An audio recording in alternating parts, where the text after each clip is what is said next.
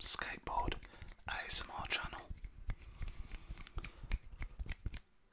Today we're going to be taking a look at some of the biggest football transfers that have happened so far in the transfer window. There's still a bit of time to go before the window closes, but there have been a lot of deals done. We'll kind of look at the biggest value ones, talk a little bit about them, and just, have a general ramble about football. If you do enjoy this video, it would mean a lot to me if you would subscribe for more ASMR content and leave me your thoughts and feedback in the comment section. I'd be really interested to know what you think has been the best transfer so far this window, who you think is going to be the biggest success story of players that have moved so far this summer. But I've actually got Transfer Market up on my laptop here next to me, and we're kind of going to go through them all. Hopefully you'll be able to hear the clicking sounds of the mouse as well if I click around, and get some nice relaxing computer sounds as well. But let me just adjust the laptop and we'll get stuck into this. So the first player coming in at the top of the transfer pile at the moment, and I don't think this will be beaten all window, is Florian Wirtz, who has moved from Bayer Leverkusen in the Bundesliga to Liverpool in the Premier League. As you can imagine, a lot of these top transfers are in the Premier League. That is the league, if you don't know, that by far, spends the highest fees, spends the most money. So naturally, a lot of the top of this list is made up of Premier League clubs. Liverpool have parted with €125 million for Florian Wirtz. He has apparently got a current worth of €140 million. Liverpool, to be honest, are having a pretty crazy window. To think that I'm pretty sure they'll be breaking they've broken their transfer record twice now. Once with Florian Wirtz, and again with the player that we'll talk about, who's the second biggest transfer of the window. I'm pretty sure they're their biggest two transfers ever, correct me if I'm wrong. Florian Wirtz, as a Manchester City fan, is a bit of a scary one, to be honest with you, because Liverpool, let's be fair straight off the bat, are doing some mad business. Wirtz is kind of like, he would seem to be the next De Bruyne, the natural heir to any sort of a De Bruyne kind of player. Now, they are obviously some big shoes to be, filling, comparing him to Kevin De Bruyne, given how good he's been over the past 5, 6, 7, 8 years at Man City. But Wirtz does seem to be naturally the player that could potentially beat that level, basically. Now, Liverpool have spent a lot on him, and I think part of the reason for that is that he's only 22 years old. He has been incredible for Leverkusen so far in his time there, and it's kind of mad because if we take a look, I actually don't think they paid a lot for him. He's been at Leverkusen for a while, but where did they buy him from?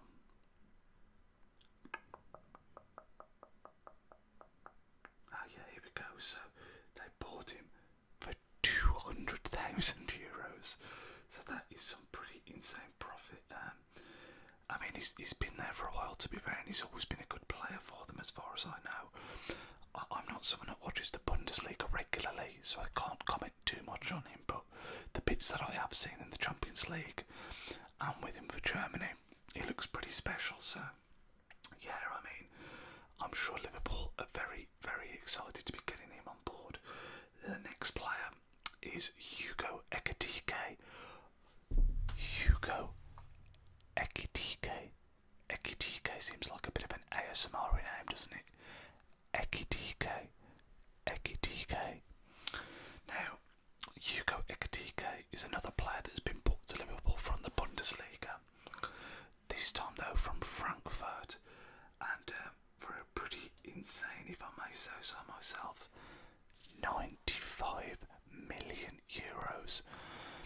Sometimes when a team spends big on a player for, that kind of money, nearly 100 million euros, it's a player that you'll be familiar with, a player that you've seen do a lot of good things, a world-class player.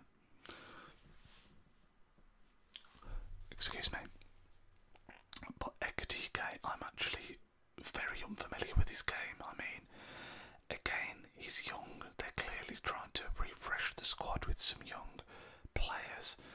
But 95 million euros for Ekatike seems like a lot to me. I think he was at PSG before he moved to Frankfurt. And I know he didn't really get in the team at PSG, but he would have been very young, and he would have been, to be fair, at the time when they had like Mbappe, Messi, Neymar, so that's maybe not too crazy. But yeah, so PSG, and to be fair, PSG sold him for 31 million, which was kind of more than I would have thought. He was also at Frankfurt before then on loan. But yeah, it's just a player that I'm not very familiar with at all, and when you're paying as much as they have, clearly they're investing somewhat in the future there, in the hope that he's going to grow into be a world-class striker. Now, what I will say is there are more Liverpool transfers to come, but even if you just take these two guys into account, you're talking over 200 million, and it seems like they're spending a lot. But it's kind of mad because it's not been fully confirmed yet. He won't be on this list, but it's been pretty much confirmed today that Luis Diaz is going to Bayern Munich for 75 million. And then I think it's pretty much, especially with the signing of Ekatike, confirms to me that Darwin Núñez will probably be leaving as well, and he's been linked with the Saudi League, the Qatari League, so they're probably going to get a lot of money for him. So if they can recoup, let's say, 150 million between Diaz and Núñez, that kind of balances that out a lot. But there are still more Liverpool players to come, so they've got a bit more balancing to do there, but it still seems like a crazy upgrade potentially. Not so much with, I think Diaz is a very, very good player, and I think he could be a bit of a loss. He's got a lot of tenacity, and yeah, I do really rate Luis Diaz. Núñez, though, is just, he's got all the tools to be a great striker, but he just lacks that finishing ability, doesn't he? So if Ekatike can come in and do that, I'm sure that, if you think of those two going out and the two coming in, I'm sure they'll say that's very, very good business. But moving on, the next player on the list is Brian Mbeumo, who's moving from Brentford to Manchester United now. This is a really interesting one because I do feel like Man United over the last couple of years have kind of lost the pull that they once had to go out there and sign, the real big players from other big clubs. So we saw it a bit last year, but again in this season's window, they're kind of brought Mbeumo in, who we're about to talk about. They're brought in Cunha from Wolves, so these aren't exactly like, Galactico teams, if you see what I mean. Now, Mbeumo's a great player. Has been a great player for Brentford. I think when you consider that they lost Ivan Toney, he really stepped up, him and Visser. Brian Mbeumo. Look at that fee. 75 million euros. It just seems incredibly steep. And to me, the way Mbeumo plays, is he not going to be like a bit of a Fernandes? Are they going to get in each other's way? Obviously Fernandes sits deeper, but they both kind of like to interact with the striker, play off the striker, and link up that way. So it'd be interesting to see if he can. He's got to start. I was going to say, see if he can nail down a spot, but he's got to start because, you know, it's their biggest signing. I'd be surprised if he didn't, but is he? He has to be an upgrade on their front line, doesn't it, when you think about it, I guess, because last season, you know, Hoyland doesn't seem to be it, Zirkzee doesn't seem to be it, Rashford leaving, they did need another striker, but it just seems a lot of money, and to me, like I say, he's a number 10, and they've already got a great number 10 in Fernandes, so it just seems like an odd place for them to be spending money. The next player on the list, Victor Gyökeres. This boy, Victor Gyökeres. Victor Gyökeres. Victor Gyökeres. Now this is another really interesting one because Gyökeres is someone that,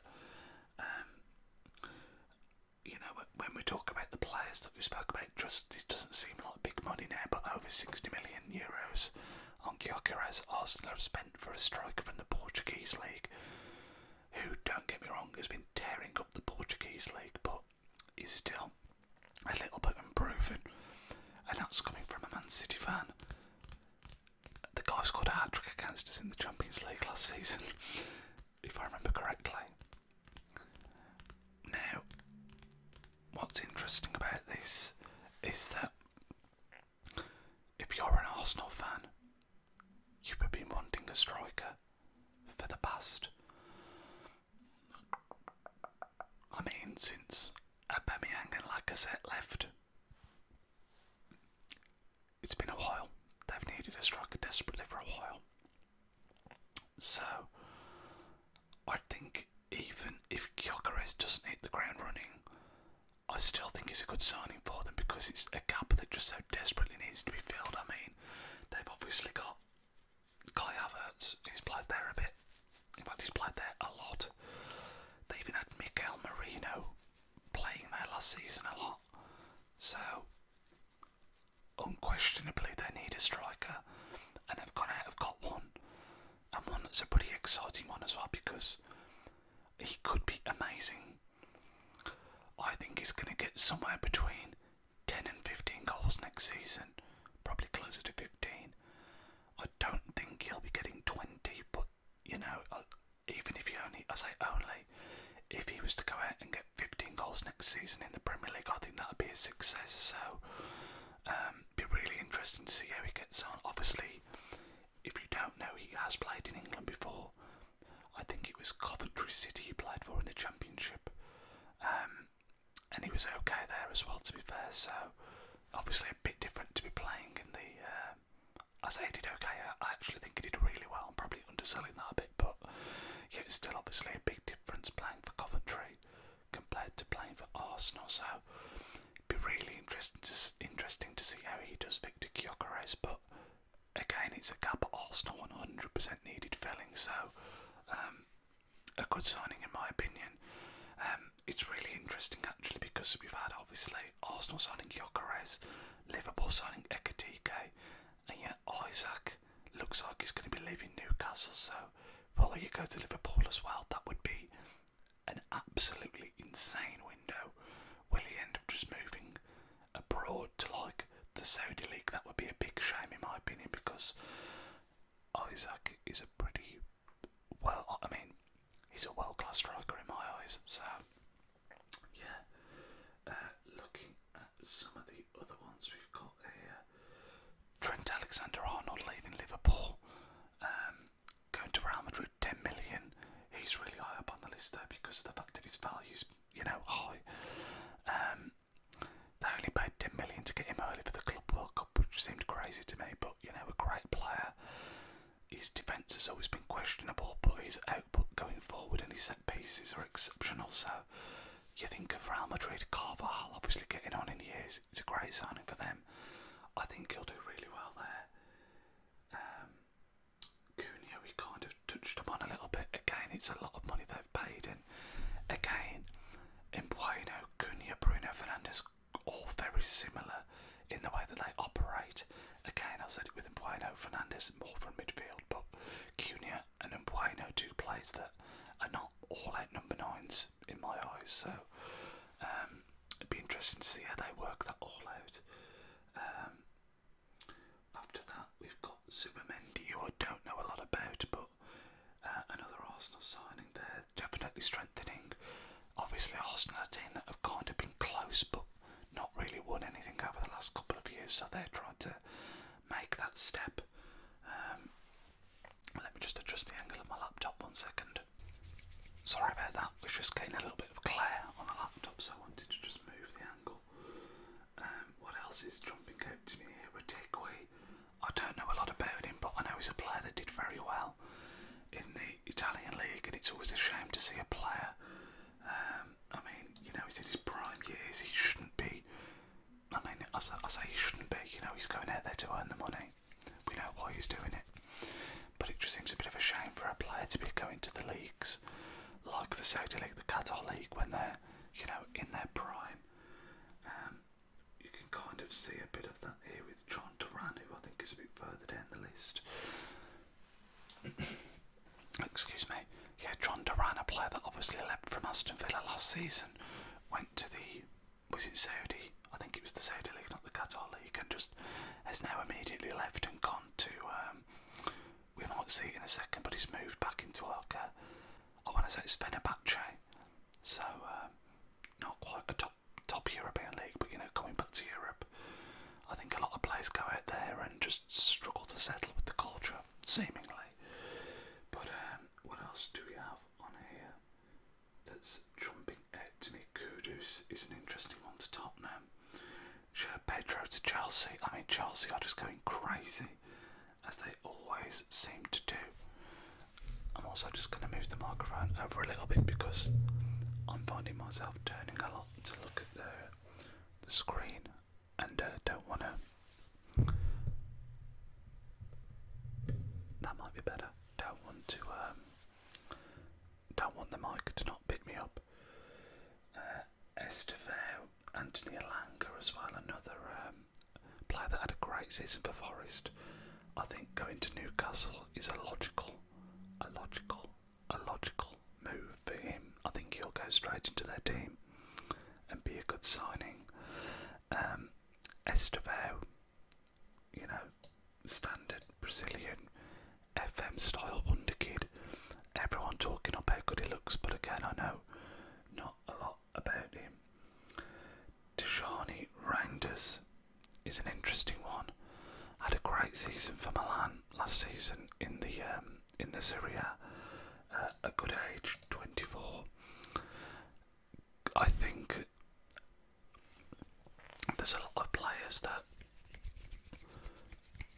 Man City have got, like a lot of players who are going to be moving on either this window or next window. And what we've always done really well over the last few seasons is kind of bringing players that aren't necessarily superstars but have the ability to develop into superstars. Think of the likes of, if we go back a long time, think of Aguero, De Bruyne, Sane, all players that, yes, were fantastic, but I don't think when we signed them were seen as superstars. And then obviously we kind of improve them and they grow into those better players. Rodri, another example. So Reinders, 24 years old, plenty of time for him to grow, mature. Had a great season for Milan, as I say, so if you can get anywhere near that, that'd be wonderful. But yeah, we seem to do a lot of this where we spend like 40-50 million pounds on a player and then they end up being a player that's worth, you know, 70-80 million. So yeah, hopefully he's another example of that. What else do we have here? I don't know too much about all of these. Caceres one I'm not familiar with. Jeremy Frimpong, a player that actually came through the Man City Academy. A great signing again for Liverpool in my opinion, because obviously they've lost Trent. So bringing in Frimpong just seems like a phenomenal replacement, just to step straight in there. and they've done the same on the other side as well with Kirkes. They bought in Kirkes. Robertson not getting any younger, so they're really, considering they've just won the league, they've gone out and really refreshed the squad. So yeah, if I was a Liverpool fan, I'd be really excited right now. It's obviously not guaranteed success, but definitely exciting times if you're a Liverpool fan. What else jumps out to me here? Ryan Cherky, another example of what I was just talking about, clearly a player with a lot of talent, but certainly not world class by any means, so hopefully Guardiola can kind of help elevate him to the next level. Jonathan David is an interesting one because one of my friends absolutely raves on about Jonathan David, and that he wanted him to move to the Premier League, and that he was amazed that a big team had never taken a chance on him because his record for Lille has been so good for so long. So he's finally got his big move, but to Juventus rather than the Premier League.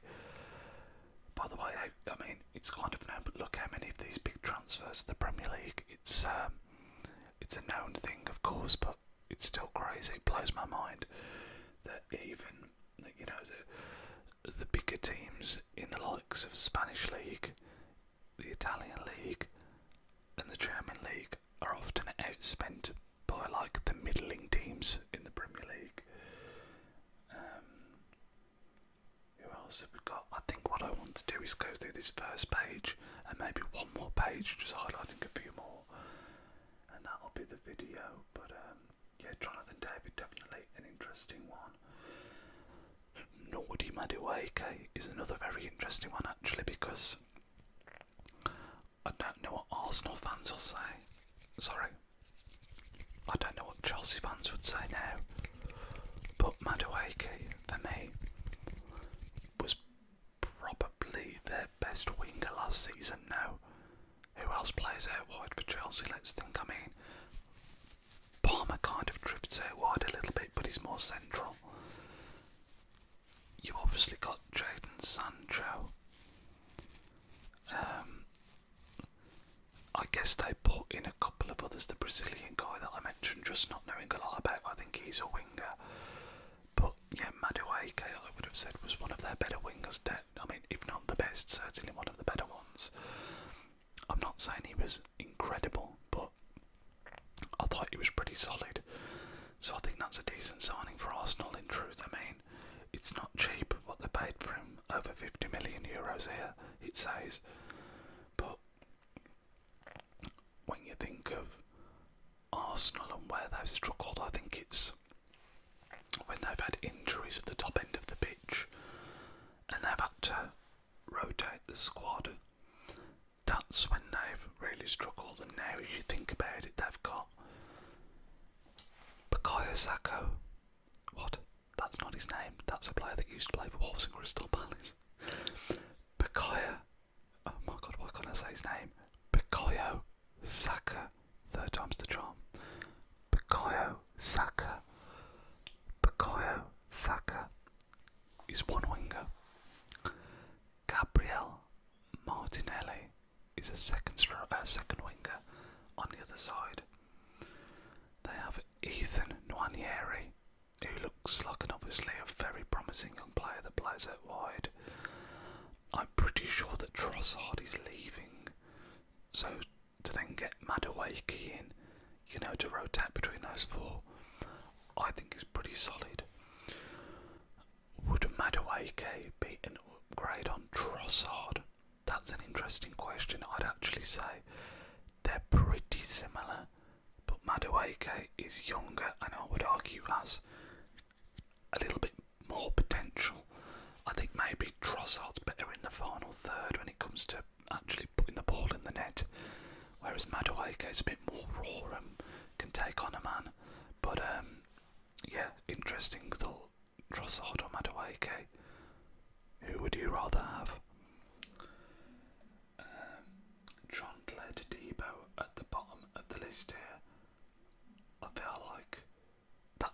was he on loan there and they've had an obligation to buy? I'm not sure.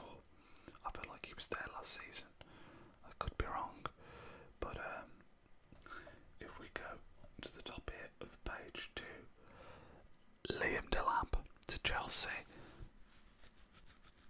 We said obviously Chelsea are going hard in the window.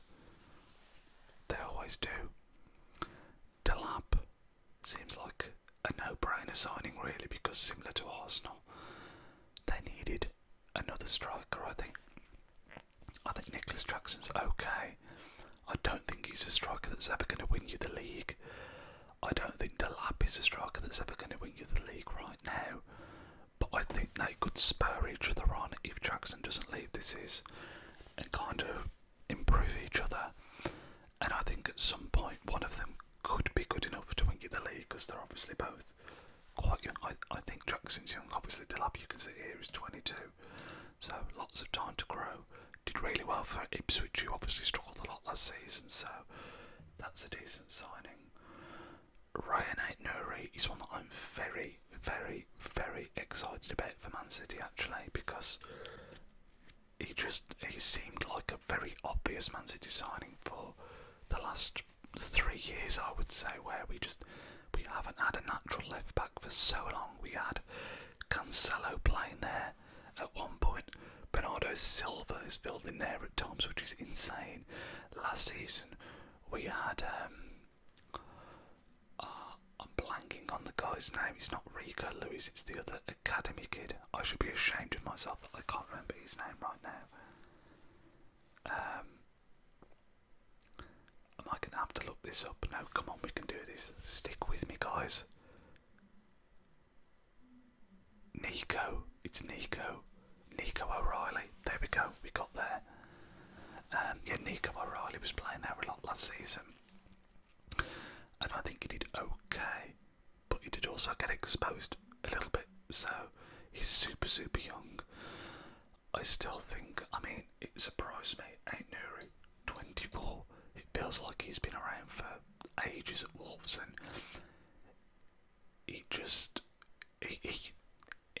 you think of a Man City fullback in the modern era, you think of someone who goes forward, provides assists, contributes in the final third, but isn't necessarily the best at defending, and I think that's exactly what Aït-Nouri is. So, I think O'Reilly did a good job last season. He did okay. It's not his natural position, so we definitely needed to get somebody in, and I think Aït-Nouri will be a good fit. Again, I think for what we paid for him, I don't think that's outrageous either, because he's proven Premier League. He's still got a lot of time. I think he could be great. And the last Algerian that we bought was Riyad Mahrez, and he was obviously outstanding, so that could be a good omen. What else do we have here? We have Kwanzaa going to Leverkusen. It doesn't say that it was part of the first deal, but I assume there was something there that said, we'll scratch your back, you scratch ours. And they're bought in Kwanzaa, who is a decent young centre-back, to be fair. And I do always respect when an English player goes abroad, so best of luck to him. Tillman, I think played at PSV, made his move to Leverkusen, but not a player I know a ton about. Matthias Tell, I assume they had an obligation to buy him. He was obviously on loan last season, and he didn't really impress me that much. Again, he's young. He has potential, but Tottenham obviously struggled a lot last season, and again he didn't blow me away really. So it's a bit odd, unless they had to sign him, that they have signed him, if you ask me. But we'll see. Who else is jumping out to me? Whenever Brighton sign anyone, you've never heard of them, and they end up being amazing. So maybe that will be another example of that there. Theo Hernandez to Al Hilal, another player that, by all accounts, he's 27, he's in his prime, great player, plays for the national team, and he's just sodded off to the Saudi League for the money. It's just crazy to me.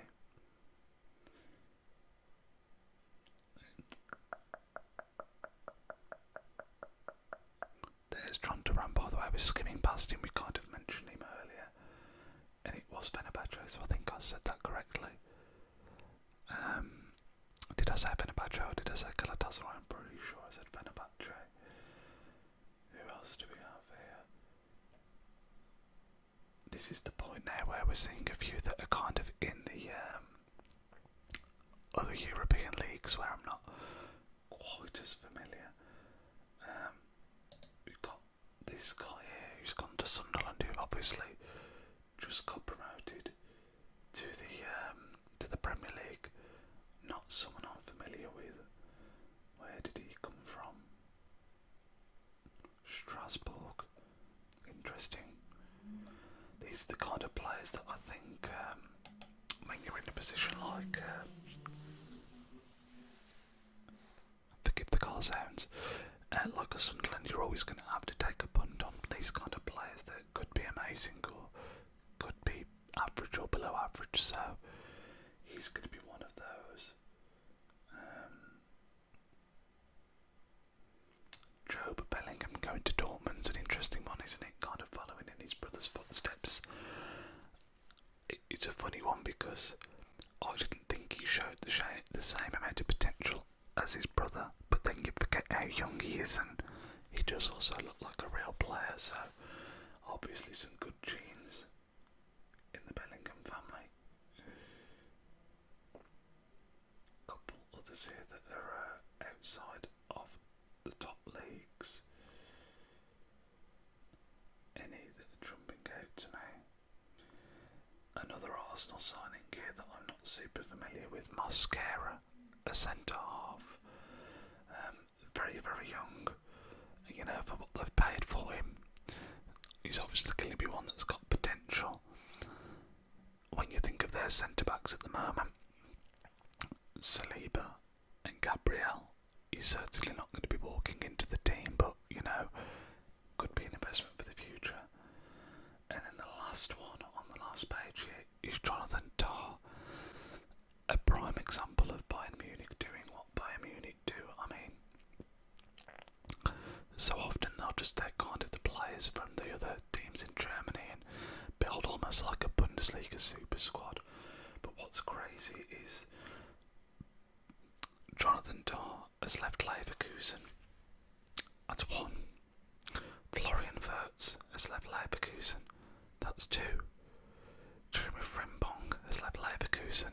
That's three. Granit Xhaka looks like he's leaving Leverkusen. That's four. I mean, Leverkusen had that season, not last season, the season before, where they went invincible, right? They went invincible, won the Bundesliga, and Xabi Alonso did an incredible job.